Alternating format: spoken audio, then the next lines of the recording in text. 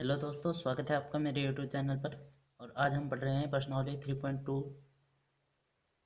तो मैंने आपको देखो, इस 3.2 प्रश्नावली से पहले आपके एक सारणी होगी जिसमें आपका समांतर रेखाएं या जो भी प्रतिच्छेदी रेखाएं वो मैं आपको बता दी थी। तो इस सवाल में देखो, अब हमें क्या करना है। मैंने आपको लेक्चर फर्स्ट में बताया था ग्राफीय विधि और बीजगणितीय विधि। ठीक है, तो उसमें देखो सवाल में क्या दिया है, आप सवाल पढ़िए। निम्न समस्याओं में रेखिक समीकरणों के युग्म बनाइए और उनके ग्राफीय विधि से, यानी कि हमें ग्राफ बनाकर उसका हल करना है। ठीक है, अब अपन सवाल पढ़ लेते हैं। आपको पता है क्या पढ़ रहे हैं हम? दो चर। दो चर का मतलब हमारे पास एक्स और वाई के क्या होंगे, मान होने चाहिए, एक्स और वाई के। ठीक है, तो अब जो ये एक्स वाई का मान है ना, वो हम ग्राफीय विधि से निकालेंगे। ठीक है, ग्राफीय विधि से मतलब हम एक ग्राफ होगा हमारे पास, ये एक्स एक्स होगी, ये वाई एक्स होगी। यहाँ पर हम रेखाएं दर्शाएंगे। यदि रेखाएं प्रतिच्छेद करेगी, जो ये बिंदु मिलेगा वही हमारा एक्स और वाई का मान होगा। ठीक है, तो अब चलो सवाल पढ़ते हैं क्या दिया हुआ है। कक्षा 10th में के 10 विद्यार्थियों ने एक गणित की पहेली प्रतियोगिता में भाग लिया। यदि लड़कियों की संख्या लड़कों की संख्या से 4 अधिक हो तो प्रतियोगिता में भाग लिए लड़कों और लड़कियों की संख्या ज्ञात कीजिए। अब देखो, अब आपको इस सवाल में एक प्रॉब्लम आ रही होगी, डेफिनेटली वो सबको आती है। कहेंगे से क्या प्रॉब्लम आ रही, देखो कुछ तो क्या है कि अपना दिमाग तेज चलाएंगे। वो क्या करेंगे, उसको पता है लड़कों और लड़कियों की संख्या ज्ञात करनी है। तो कई क्या करेंगे, देखो मैं रफ वर्क में समझा रहा हूँ आपको। ये हमारा रफ वर्क है, ठीक है, ये देख लो। ठीक है, अब रफ वर्क में देखो कि क्या करेंगे कि लड़कों की संख्या मान लेंगे एक्स, और जो बच्ची, यानी कि ये देखो ये लड़कों की संख्या और लड़कियां बची ना, उनका क्या करेंगे, टोटल विद्यार्थी 10 है। ये देखो टोटल विद्यार्थी 10 है, तो ये क्या करेंगे, 10 में से एक्स घटा देंगे। अब बताओ यहाँ पर दो चर कहाँ से आया, दो चर तो नहीं आया, लेकिन हमें तो एक्स और वाई चाहिए, लेकिन आपने तो एक्स ही निकाला है ना। तो बस इसी में यही कंफ्यूज करने वाली बात है। ठीक है, इसमें आपको 10 - x नहीं करना, आपको करना क्या है, देखो माना कि, ठीक है, माना कि क्या दिया हुआ है, देखो लड़कों की संख्या, आप लड़कों की संख्या बराबर क्या लिखिए, x, और लड़कियों की संख्या बराबर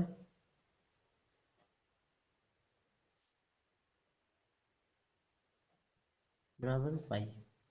ठीक है, और देखो हमने 3.1 में भी किए थे प्रश्नावली, उसमें देखो हमें दो लाइन तो दी थी दो रेखिक समीकरण के लिए। एक लाइन तो देखो इसमें ये दे रखी है, एक लाइन तो ये हो गई, एक लाइन यहाँ से चालू है, जो दूसरी लाइन है वो यहाँ से चालू है, यहाँ से स्टार्ट होती है और यहाँ पर जाकर खत्म होती है, यानी कि यहाँ पर जाकर खत्म होती है। ठीक है, तो अब देखो उसने कहा कि 10 विद्यार्थियों ने एक गणित की पहली प्रतियोगिता में भाग लिया। हमने क्या किया कि लड़कों की संख्या x है और लड़कियों की संख्या y है। टोटल विद्यार्थी कितने होंगे, अब ये बताओ टोटल विद्यार्थी कितने होंगे। कुल विद्यार्थी तो 10 है ना, कुल विद्यार्थी कितने हैं, 10।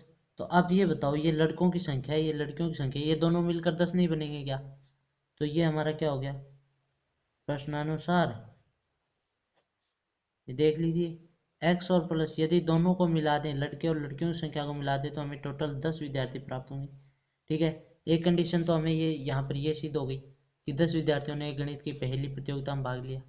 अब दूसरी लाइन पर चलते हैं। यदि लड़कियों की संख्या लड़कों की संख्या से 4 अधिक हो, अब देखो मैं आपको इसकी लैंग्वेज आराम से समझाने की कोशिश करता हूँ, आप समझना ध्यान से।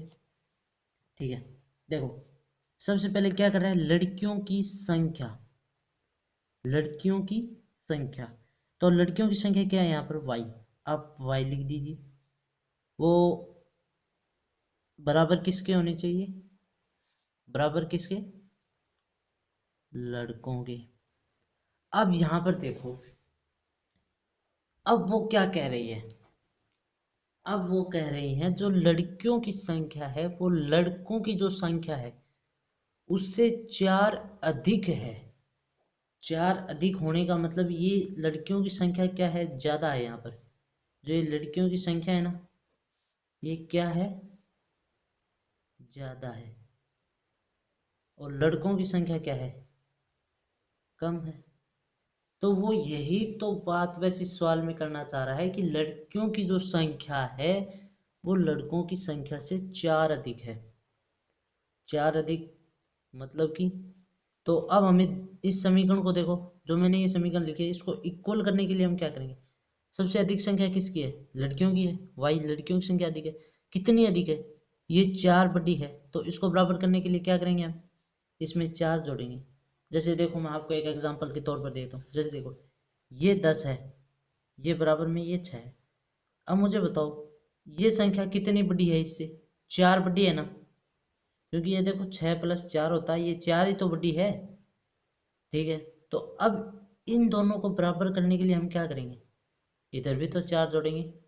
तो तब देखो ये 10 बराबर 10, हो कि नहीं। तो इसी प्रकार बस इसमें है कि लड़कियों की संख्या 4 अधिक है, तो हमें तो इन दोनों की तो बराबर करना होगा ना। दोनों को बराबर करने के लिए x + 4, एक समीकरण ये लिख लिए, और ये हमारे पास एक समीकरण हो गई y = x + 4, या आप x को इधर ले आइए, x को या y को इधर ले जाइए, मतलब 4 को इधर ले जाइए, सॉरी y क्यों कह रहा हूँ, 4 को इधर ले जाइए, y ये प्लस का ये माइनस का आ जाएगा बराबर x। आप इसको ऐसे भी लिख सकते हो, x बराबर y-4। अब देखो एक तो ये समीकरण आ गई 2 नंबर, और एक हमारे पास ये समीकरण थी 1 नंबर। ठीक है, अब हमें 2 समीकरण मिल गए हैं, ये क्या है, हमारा समीकरण युग्म है, रेखिक युग्म है। ठीक है, अब देखो रेखिक युग्म और समीकरण युग्म है, तो मैंने आपको बताया था कि अब ग्राफी विधि से हल करेंगे तो हमें एक का मान मानना पड़ेगा, यानी कि आप y का मान मान लीजिए, आपको x का मान पता चल जाएगा। ठीक है, सबसे पहले देखते हैं समीकरण 1 से। समीकरण 1 से x + y बराबर कितना है 10, x बराबर कितना हो जाएगा 10 - y। अब देखो मैं आपको सिर्फ y बराबर, देखो y बराबर आप कुछ भी रख सकते हो, जो भी आपका मन करे, मर्जी करे, जो भी मन। ठीक है, कोई भी आप y का मान कितना भी मान लीजिए, लेकिन हाँ मान आपको छोटा मानना है कोई दिक्कत नहीं है। आप 4 मान सकते हो, 2 मान सकते हो, 10 मान सकते हो, 15 मान सकते हो, कोई दिक्कत नहीं है, आपको मान मानने हैं। ठीक है, तो आपने y का मान मान लीजिए 0, तो यहाँ पर आपने y का मान 0 रख दिया। मान लिया y का मान 0 रखने पर x बराबर 10 - 0 बराबर कितने हो गए 10, x का मान कितना आ गया 10। y बराबर आप 7 रखिए, y बराबर 7 रखने पर आपके पास मान कितना आ गया, x का मान कितना आ गया, ये देखो x का मान 3 आ गया। अब y बराबर आप 10 रखिए, अब y बराबर 10 रखते हैं तो अब आपको देखो x का मान कितना आ जाएगा 10 - 10 बराबर कितना आ जाएगा 0। ठीक है, तो अब आप एक सारणी बना लीजिए x और y की। ये लो x और y की सारणी, जैसे देखो y का मान 0 रखा तो हमारे पास x का मान कितना है, ये देखो 10 मान आया। ठीक है, y का मान 7 रखा तो x का मान कितना आया 3 आया। y का मान 10 रखा, x का मान कितना आया 0। एक समीकरण, एक तो ये हो गया सारणी, और दूसरी सारणी हम दूसरी समीकरण से, यानी कि समीकरण 2 से। दूसरी समीकरण क्या थी हमारी, x बराबर y-4, ये हमारी दूसरी समीकरण थी। तो अब आप इसमें y बराबर 4 रखने पर, y बराबर 4 रखने पर कितना मान आ रहा है, x बराबर 4 - 4 बराबर 0। y बराबर 7 रखने पर, y बराबर 7 रखने पर आपका मान कितना आ रहा है 7 - 4 बराबर 3। y बराबर 0 रखने पर आपका क्या मान आ रहा है, देखो x बराबर 0 - 4 बराबर -4। इसकी भी एक सारणी बना लेते हैं, वो सारणी में यहाँ पर बना देता हूँ। ठीक है, एक्स और वाई की सारणी। आपने वाई का मान 4 रखा तो आपका मान 0 आया, आपने 7 रखा तो 3 आया, और आपने 0 रखा तो -4 आया। अब देखो, अब आपको स्क्रीन पर एक ग्राफ दिख रहा होगा, इस तरह का ग्राफ है। ये देखो, ये एक्स अक्ष और ये वाई एक्स ग्राफ दिख रहा होगा आपको। इस ग्राफ में देखो, एक रेखा तो ऐसे जा रही है आपकी, और एक रेखा तो ऐसे जा रही है। अब जो यहाँ पर ये पॉइंट कट रहा है, यहाँ पर ये एक्स और वाई का मान आ रहा है जो भी, यानी कि आपके एक्स वाई का मान कितना आ रहा है, 3 7। तो अब जो ये 3 7 है ना, ये 3 7 है क्या, हमने एक्स और वाई को क्या माना था वो देखो आप। एक्स तो क्या थी, लड़कों की संख्या। लड़कों की संख्या कितनी होगी, 3, और लड़कियों की संख्या कितनी होगी, 7। अरे हमें यही ज्ञात करना था, लड़कों और लड़कियों की संख्या ज्ञात कीजिए, ग्राफ या विधि से ज्ञात करना था। आपने जो ये दोनों सारणी थी, इन दोनों सारणी का उपयोग कर आपने ग्राफ में मान रखे, फिर आपने उन रेखाओं को मिलाया, जो जहाँ पर रेखा प्रतिच्छेद करी बिंदु, वही आपका क्या हुआ, एक्स और वाई का मान हुआ। एक्स वाई क्या था, हमारे यहाँ पर लड़कों की संख्या और लड़कियों की संख्या थी। ठीक है, तो हमें यही ज्ञात करना था इस सवाल में। अब चलिए चलते अपने नेक्स्ट सवाल की ओर। तो देखिए हमारा ये सवाल, सवाल में दिया हुआ है 5 पेंसिल और 7 कलमों का मूल्य 50 रुपये है, जबकि 7 पेंसिलों और 5 कलमों का कुल मूल्य 46 रुपये है। एक पेंसिल का मूल्य और एक कलम का मूल्य ज्ञात कीजिए। सबसे पहली चीज, आपको पेंसिल का और कलम का मूल्य आपको मानना पड़ेगा।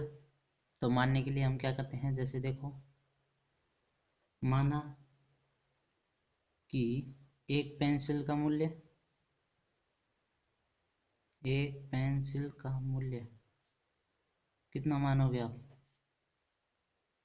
x रुपये। ठीक है, एक कलम का मूल्य या एक पेन का मूल्य, कलम कितना होगा, y रुपये। ठीक है, हमने ये तो कर लिया। अब देखो, पहली शर्त के अनुसार क्या कहा है, पहली शर्त के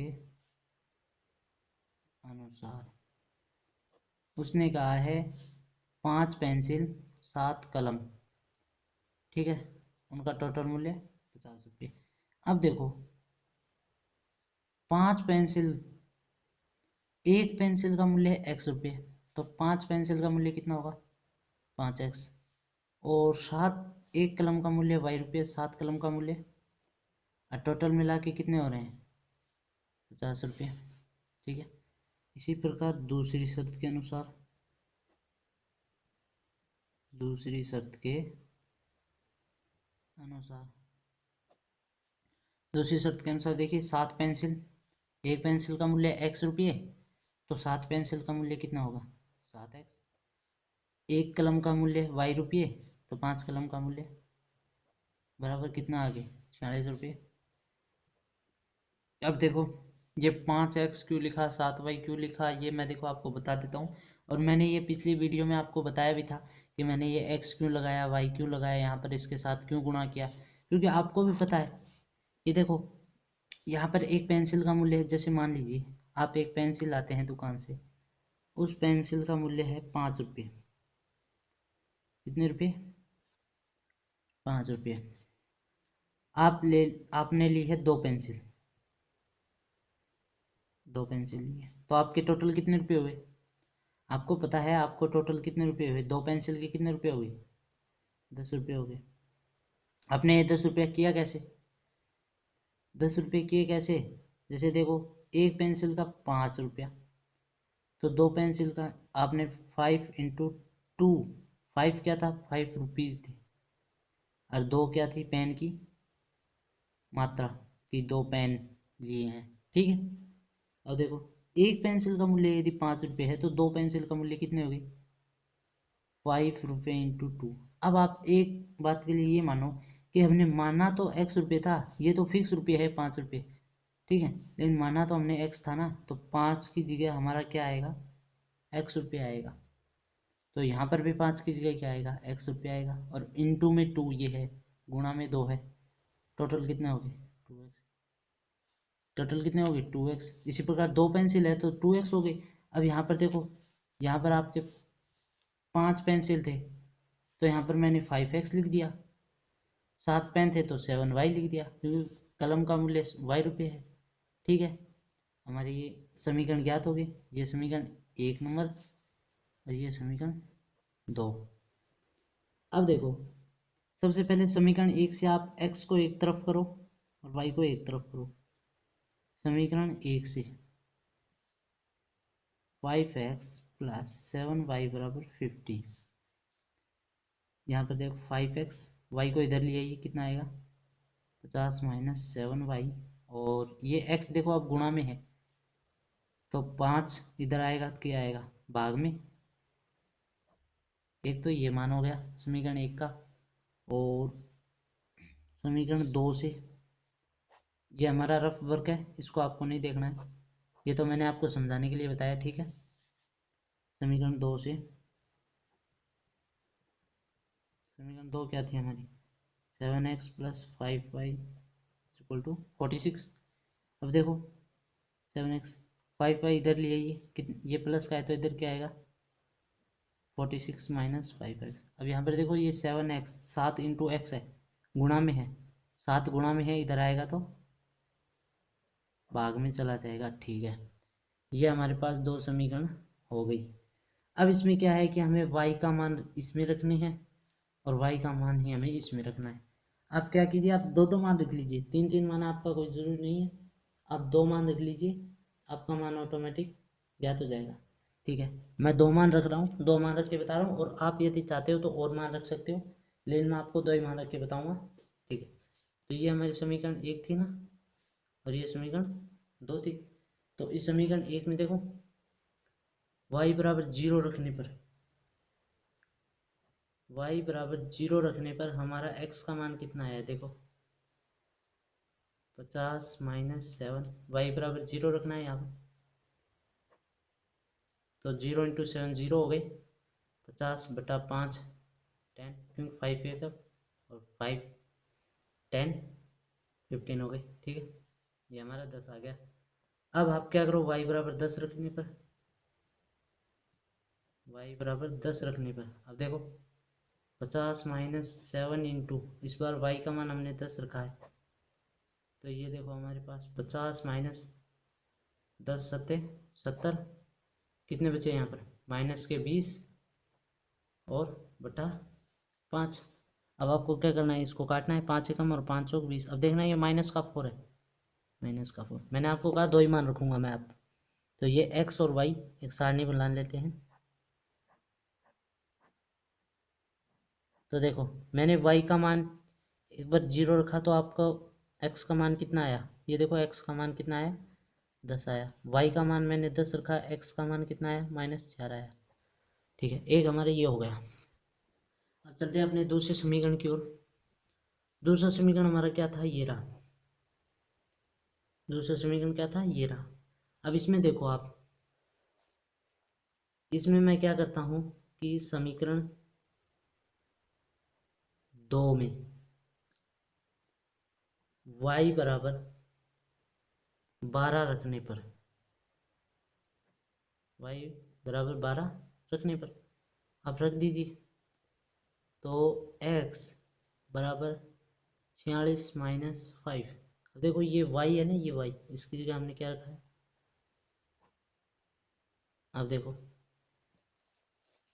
ये देखो 46 माइनस 12 पंजे 60 और बटा 7।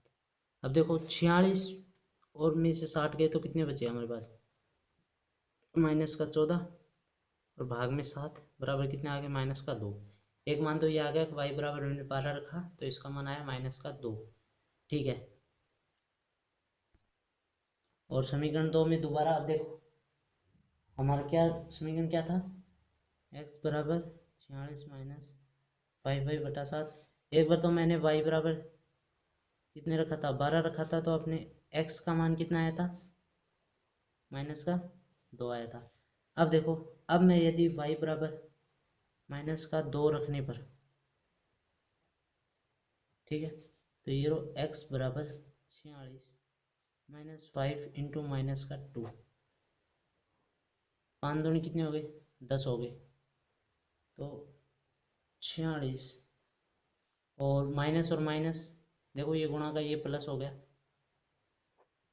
46 और 10 कितने हो गए, 56, ये 56/7 और 7 8 56, 8 बार कट रहा है, ठीक है, ये हो गया।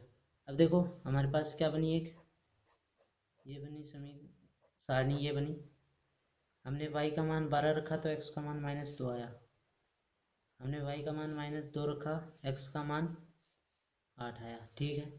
अब आप इन दोनों को मिला दीजिए, मतलब अब इस जो ये मान दिए हुए हैं आपको x और y के, ये समीकरण 2 का है, और जो वो पहले वाली सारणी थी वो समीकरण 1 की थी, ठीक है। और अब आप मैंने आपको कहा था 2 बिंदु क्यों लेने हैं, 2 बिंदु तो आपको इसलिए मानने हैं क्योंकि यदि आप कोई भी ग्राफ खींचोगे, जैसे आपने एक बिंदु यहाँ पर आ गया आपका, ठीक है, और एक बिंदु आपका यहाँ पर आ गया, तो 2 बिंदु से आप रेखा तो खींच सकते हो ना, ठीक है। 3 बिंदु होंगे तो वो तीसरा बिंदु वो इन्हीं के बीच में आ जाएगा या आगे पीछे आ जाएगा, लेकिन आएगा तो इन्हीं की सीध में, इन्हीं रेखा पर आएगा वो बिंदु, ठीक है। तो इसलिए मैंने कहा 2 आप रख सकते हैं, कोई दिक्कत नहीं है, 2 रख सकते हैं। यदि आप 3 रखने की आदत है 3 रख लीजिए। और यदि आपको इसकी और लैंग्वेज समझनी है कि मतलब मैं इसमें और कैसे सुधार कर सकता हूँ, तो आप इसमें उदाहरण दिए होंगे किताब में, आपकी किताब में एग्जाम्पल दिए हुए हैं, उसकी उससे आप ज्ञात कर सकते हैं कि बिंदु की तरह रख सकते हैं, मतलब बिंदु की तरह रख सकते हैं, जैसे A B C बिंदु मान सकते हैं, और E F भी मान सकते हैं, जो भी आप बिंदु मानना चाहें वो आप मान सकते हैं, ठीक है। तो अब आपको स्क्रीन पर एक ग्राफ दिख रहा होगा, ठीक है, वो ग्राफ देखो इस तरह का ग्राफ है। इससे पहले मैं देखो आपको एक जो हमारा ये समीकरण था, देखो एक हमारी सारणी क्या मिली हमें, एक सारणी हमें ये मिली x और y, यदि हमने y का मान 12 रखा तो इसका मान -2 आया, एक का मान हमने -2 रखा तो उसका मान 8 आया। तो अब इससे देखो इन दोनों सारणियों का यदि हम मान रखें तो इससे एक रेखा हमें प्राप्त होती है, वो रेखा, ठीक है, एक रेखा हमें प्राप्त होती है। तो देखो ये समीकरण इस प्रकार हमें एक समीकरण प्राप्त होगा, ठीक है, इस प्रकार हमें एक समीकरण प्राप्त होगा। ये थोड़ा नीचे हो गया, ये थोड़ा यहाँ पर ऊपर होना चाहिए था, और यहाँ पर जो x और y का मान होगा ना, अब x और y क्या थे वो देखो, आप x और y यहाँ पर देखो, एक पेंसिल का मूल्य x था, एक कलम का मूल्य y था, तो आप प्रतिच्छेद करोगे आपका यहाँ पर मान आएगा, कुछ ना कुछ मान आएगा। आपका जैसे मान आ गया 3 5, और 3 5 ही मान आ रहा है, आप निकाल के देख लेना। तो यहाँ पर देखो x क्या था, x था एक पेंसिल का मूल्य, यानी कि एक पेंसिल का मूल्य कितना आ रहा है 3, और y क्या था एक कलम का मूल्य, y क्या था एक कलम का मूल्य, तो वही आपका मान क्या आ रहा है 5, ठीक है। तो स्क्रीन पर जो आपको समीकरण दिख रहा होगा उसमें देखो 2 ही बिंदु दर्शा रखे हैं आपके, कोई 3 बिंदु नहीं दर्शा रखा है। यदि आप तीसरे बिंदु निकालना भी चाहोगे ना तो देख लेना वो तीसरा बिंदु इन्हीं रेखा पर आएगा, ठीक है। और अब के लिए धन्यवाद, मेरे चैनल को सब्सक्राइब कीजिए।